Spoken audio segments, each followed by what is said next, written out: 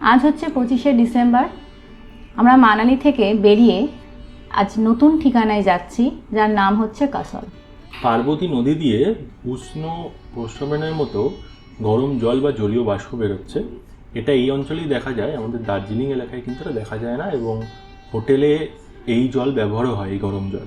আর এছাড়াও এখানে বিভিন্ন রকম স্পোর্টস অ্যাক্টিভিটিও হয়, যেমন এখন বেলুনে চড়াটা আপনি দেখতে পাচ্ছেন। এছাড়াও আমাদের এখানে ওই প্যারাগ্লাইডিং থেকে শুরু করে বিভিন্ন রকম জিনিস এখানে হয়।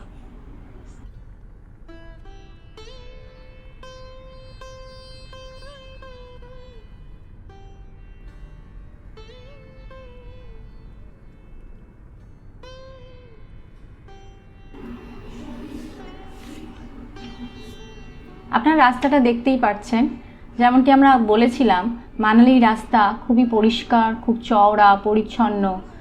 তার ফলে যাতায়াতের বেশি কিন্তু ধকল হয় না। আমাদেরও সেরকম ধকল হয়নি, আমরা খুব ভালোভাবেই মানালি থেকে কাসলে পৌঁছেছিলাম। সামনে যে মোড়টা আসবে সেখান থেকে আমরা ডান দিকে গেলে চণ্ডীগড়ে পৌঁছে যাব, এবং বাদিকে গেলে কাসোলে। আমরা চণ্ডীগড় থেকে মানালি আসার সময় এই রাস্তা ধরেই এসেছিলাম।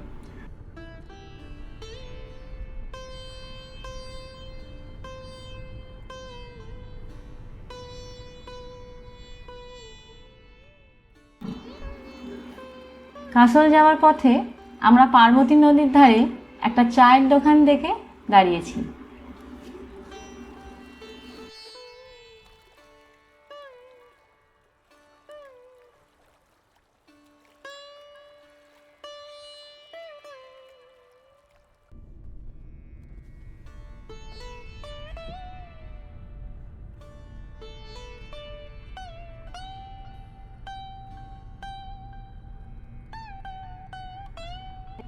আমরা কাসলে প্রবেশ করলাম। এটা হচ্ছে কাসলের মার্কেট। সেদিনকে ছিল 25শে ডিসেম্বর, তাই বেশ জমজমাট ছিল, এবং রাতে এখানে একটি ফাংশনেরও ওরা আয়োজন করেছিলেন, তাই জন্য সেটার জন্য একটা প্রিপারেশন চলছিল।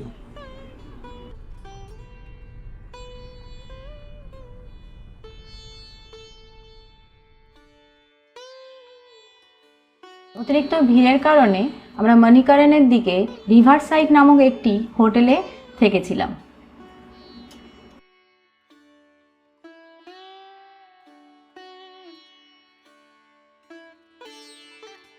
হোটেল থেকে সেই দিনকেই আমরা চলে এসেছিলাম মণিকরণ ভিজিট করতে।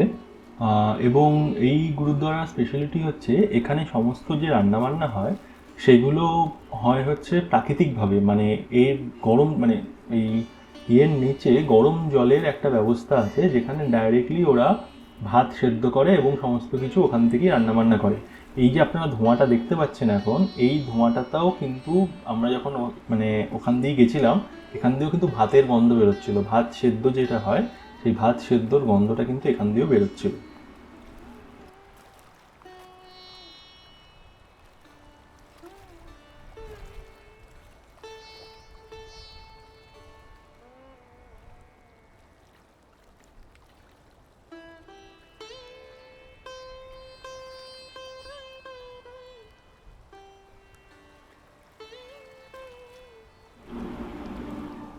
গরম জল তুলে এখানে স্টোর করে মানুষরা এখানেই চান করছে, এবং এই গরম জলটা কিন্তু সম্পূর্ণ প্রাকৃতিকভাবে এসছে, কোনো রকম আলাদা করে গরম করে নিও না। এই ঠান্ডার মধ্যে এই গরম বাতাসটা বেশ আরামদায়ক ছিল, যদিও এর মধ্যে ভাতের গন্ধ ছিল।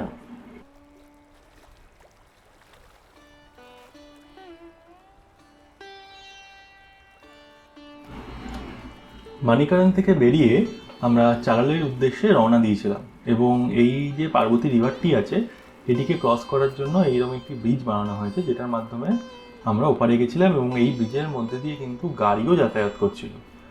আর আপনারা আরেকটা জিনিস দেখতে পারবেন, এই ব্রিজের এখানে এপাশে বিভিন্ন অ্যাক্টিভিটি তো হচ্ছেই, স্পোর্টস অ্যাক্টিভিটি, তার সঙ্গে যে তালা দেখছেন, এখানে অনেকে মানত করে এরকমভাবে তালা ঝুলিয়েও যায়। চালাল হচ্ছে পার্বতী নদীর ধারে একটি ট্রেল, সুন্দর রাস্তা, চওড়া রাস্তা, যেখান থেকে গাড়িও যায়, মানুষও এখান থেকে পায়ে হেঁটে চলেছে, বেশ ভালোই লাগে। আমরা বিকালের সময় গিয়েছিলাম 4টের দিকে, তখন পড়ন্ত বিকেল, চারদিকটা বেশ ভালোই লাগছিল। শুধু তাই নয়, ব্যাপারটা হচ্ছে যে যেহেতু আমরা সূর্যাস্তের সময় গেছিলাম, গোল্ডেন আওয়ারটা খুব সুন্দর পেয়েছিলাম। যদিও এই ভিডিওতে এই মুহূর্তে হয়তো আপনারা বুঝতে পারছেন না দেখলে, বাট যে আমাদের এই টাইমটাতে এখান দিয়ে যেতে বেশ ভালো লেগেছিল। এবং সঙ্গে সঙ্গে যে নদীর আওয়াজটা আছে সেই আওয়াজটাও ছিল।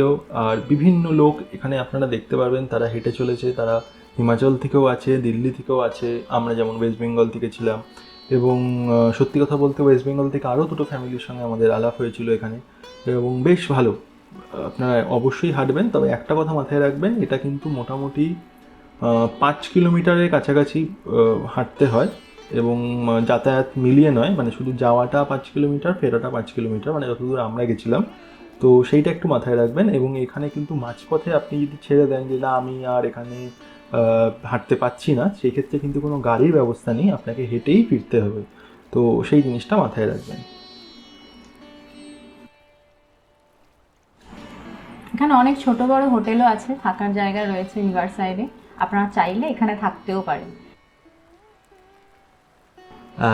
এছাড়াও আমাদের আপনারা দেখতে পাবেন যে আমাদের ডান দিক বাঁ দিক এরকম বিভিন্ন জায়গাতে অনেক ছোট ছোট ছোট ছোট শ্যাক মতো করা রয়েছে, বা ছোট ছোট কুঁড়ে ঘর মতো করা রয়েছে, যেখানে আহ, আমাদের ওপেনলি, আপনারা জানেন কাসল কিসের জন্য বিখ্যাত, তো ওপেনলি এখানে গাঁজা বা এই ধরনের দ্রব্য ওরা সেবন করে, এবং তার ব্যবস্থাও করা আছে যে যাতে কেউ মানে জনসাধারণ আর কি যাতে বসে সেটা এনজয় করতে পারে। তবে একটা কথা আমি বলবো যে যারা সেবন করেন না তাদের কিন্তু কোনো রকম এখানে তারা ডিস্টার্ব বা কোনো অসভ্যতামি বা এরকম কিন্তু ব্যাপারটা এখানে নেই। এখানে হচ্ছে যে যার নিজের মতো আছে, যে যার নিজের মতো চলছে, কেউ কাউকে কোনো রকম ডিস্টার্ব বা অকারণে কিন্তু কোনো রকম বাধা বিপত্তি ঘটাচ্ছে না। যাতায়াতের এই রাস্তাটা আমরা বেশ অনেকটাই ভিডিওতে রেখেছি স্মৃতি হিসাবে ধরে রাখার জন্য। যে আপনাদের কাছে রিকোয়েস্ট, যদি আপনারা এটা না দেখতে চান তাহলে কাইন্ডলি ভিডিওটা একটু ফাস্ট ফরওয়ার্ড করে নেবেন।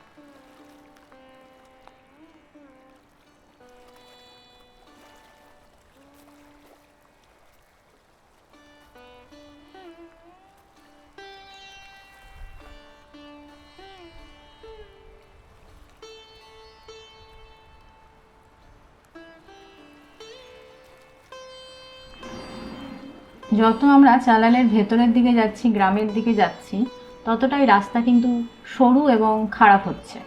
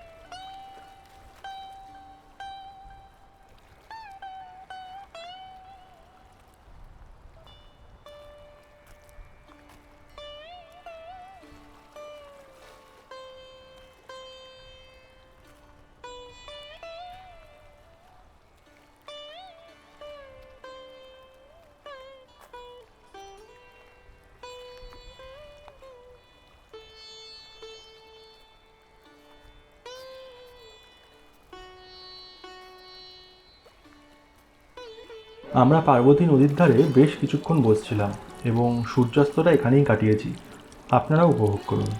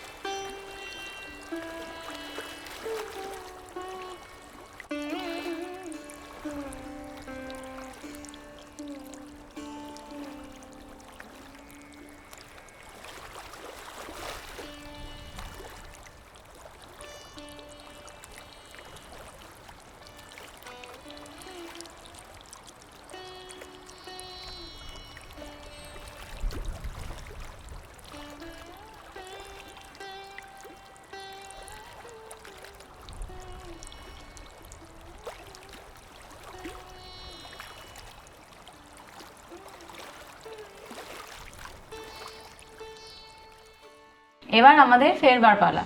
চারিদিক অন্ধকার হয়ে আসছে, সন্ধে নামছে, তাই আমাদের আলো থাকতে থাকতে এই পথ দিয়ে আমরা ফিরে চলেছি। এই পথে কিন্তু কোনো রকম আলোর ব্যবস্থা নেই, মানে বাতি নেই। আপনাদের অন্ধকারে হয়ে গেলে টর্চ জ্বালিয়ে বা ফোনের ফ্ল্যাশ জ্বালিয়ে যেতে হবে।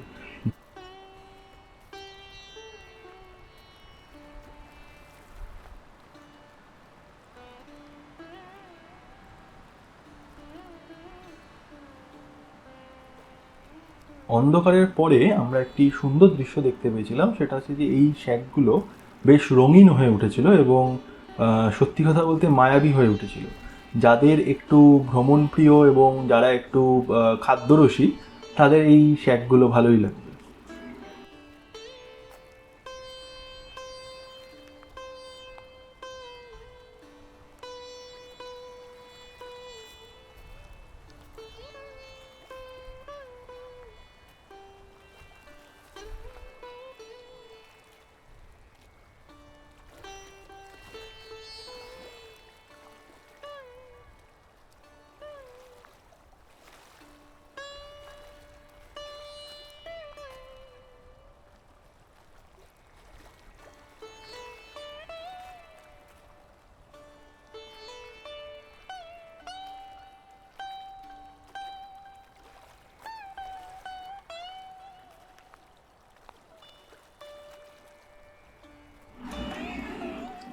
আমরা চালানের ওই পার্ট থেকে এই রেস্টুরেন্টটার দিকেই তাকিয়েছিলাম। সৌভাগ্যবশত আমরা পরবর্তী সময় কিছু স্ন্যাক্স টিফিন করবার জন্য আমরা এই রিভার সাইড রেস্টুরেন্টেই এসে পৌঁছালাম। দেখতে বেশ ভালোই, খাবার দাবারও ছিল দুর্দান্ত, খিদেও পেয়েছিল প্রচণ্ড। সত্যি কথা বলতে আমাদের দেখে ধারণা হয়েছিল যে এখানে মারাত্মক দাম হবে, আমরা সেই অনুযায়ী প্রিপারেশন নিয়ে এসেছিলাম। কিন্তু ঢোকার পরে আমরা যেটা দেখতে পাই সেটা হচ্ছে যে খাবার দাবারের কস্ট কিন্তু খুবই রিজনেবল। যেটা বাইরে নিচ্ছে আমাদের কাছ থেকে 300 টাকা, কাসোল মেন মার্কেটে দাবি করছে, রিভার সাইডের এখানে কিন্তু সেই সেম জিনিসের দাম 170 টাকা, ইভেন 150 টাকা।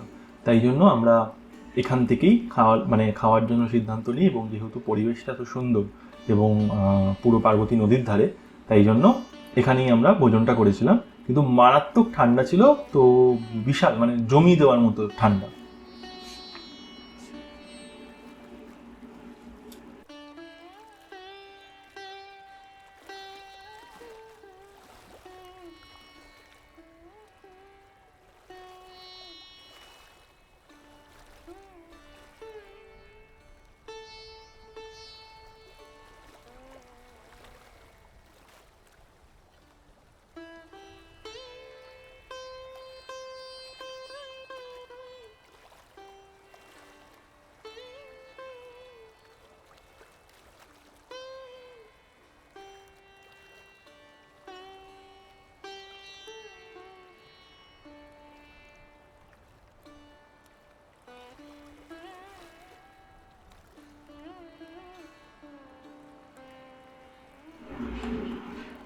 আপনারা হয়তো জানেন কাসল বিখ্যাত ইসরায়েলি ফুডের জন্য, তাই আমরা এখানে এসে সেটাই খাবো বলে ডিসাইড করি। আমরা অর্ডার করেছিলাম হচ্ছে সাকসুকা এবং চিকেন সিপুডেন।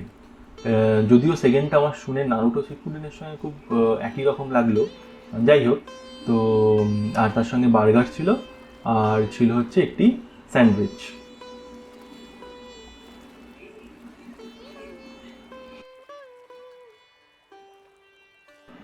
পরের দিন সকালবেলা আমাদের হোটেল থেকে এই মানিকারান আর হচ্ছে পার্বতী নদী, আমাদের ফিরতে আগের দিন অনেক রাত হয়ে গিয়েছিল, তাই তখন আমরা ভিডিও করতে পারিনি, তাই পরের দিন সকাল সকাল আমরা ভিডিও করলাম। আমরা কাসোল ছেড়ে জিবির উদ্দেশ্যে রওনা দিলাম। সত্যি কথা বলতে পার্সোনালি আমার কাসোল খুব একটা ভালো লাগেনি। এমনি একদিন ঘুরে থাকার জন্য ঠিক আছে, বা ওই চালালের ট্রেকিংটার জন্য ঠিক আছে, কিন্তু ওখানে এক রাত কাটানো আমার মনে হয়েছে বেকার। কারণটা কাসোল খুব হ্যাপেনিং প্লেস, এবং যারা এই পার্টি তারপরে বিভিন্ন রকম নাচ গান করতে ভালোবাসে তাদের ভালো লাগবে, নিঃসন্দেহে ভালো লাগবে। আমার অতটা ভালো লাগেনি। তোমার? কাসল হচ্ছে যেহেতু 25শে ডিসেম্বর, তাই জন্য চারদিকটা উৎসবে মেতেছিল, তাই প্রাকৃতিক যে সৌন্দর্য, প্রাকৃতিক যে আওয়াজ, সেইগুলো প্রায় নেই বললেই চলে। চারিদিকে ব্যান্ড বাজছিল, মানুষজন নাচানাচি করছিল, গান গাইছিল জোরে জোরে, সেটা একটু কানে শুনতে খারাপই লাগছিল।